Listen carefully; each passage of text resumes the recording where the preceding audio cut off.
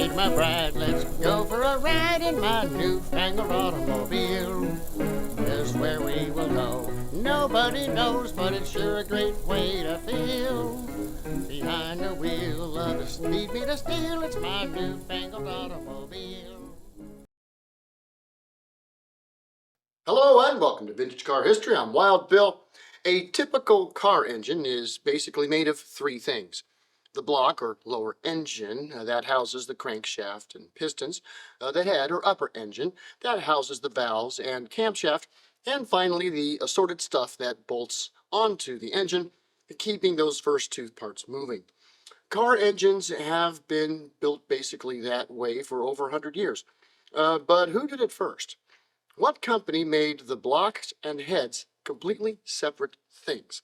Let's take a look at that company, Premier. The Premier Motor Manufacturing Company was established in 1903 in Indianapolis, Indiana.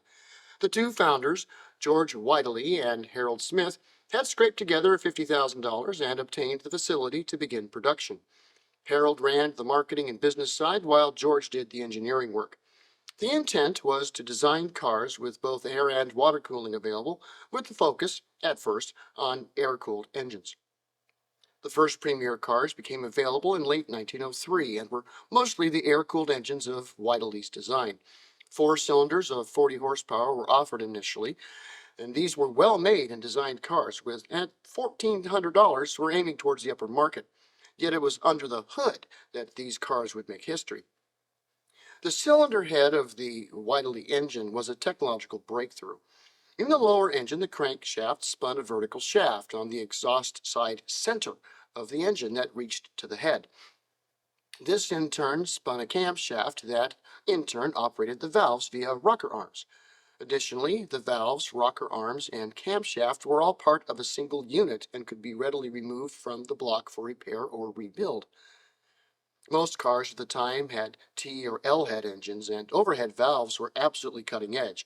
Indeed, Premier was amongst the first to offer them on a production car anywhere in the world.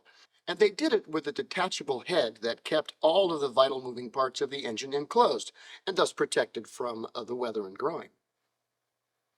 Armed with 3-speed transmissions and very solid build quality, the Premier proved to be a contender in reliability trials. This prompted the company advertising slogan, "Do not judge the Premier by its best performance, judge it by its average performance." Badged with its distinctive green oak leaf, Premier cars were also quite quick. A 1905 purpose-built racing Premier logged a flying quarter-mile in 10 seconds. In 1908, Whiteley produced their straight-six engine, abandoned air cooling for their own water-cooled design. Selling for $3,750, she sported 55 horsepower, planetary transmission, and as usual, was solidly built. It would become their most popular model, and by 1913, all Premiers were 6-cylinder cars. Unfortunately, sales were not robust enough to keep the cash flow flowing, and the firm was in receivership by 1914. George and Harold left the company, and it was taken over by an Illinois banker who brought in new engineering talent to continue the brand. The company made trucks during World War I, but afterwards would continue to pursue the luxury market, and eventually, and after a couple of more bankruptcies, and despite having built well over 10,000 cars over some 20 years, closed their doors permanently in 1925. But what about George and Harold? Well, they formed a new company, the Whiteley Motors Company, in 1915. They would just make engines for other manufacturers and companies like Chalmers, Auburn, and other makes. They enjoyed some success, but their ideas had already been adopted by most of the industry by the 1930s, and they were out of business by 1935. Premier was an innovative and reliable car, and if you are a driver of a car today with an engine, it has a piece of Premier under the hood. Thanks for watching Vintage Car History, and we'll see you next week. Peace.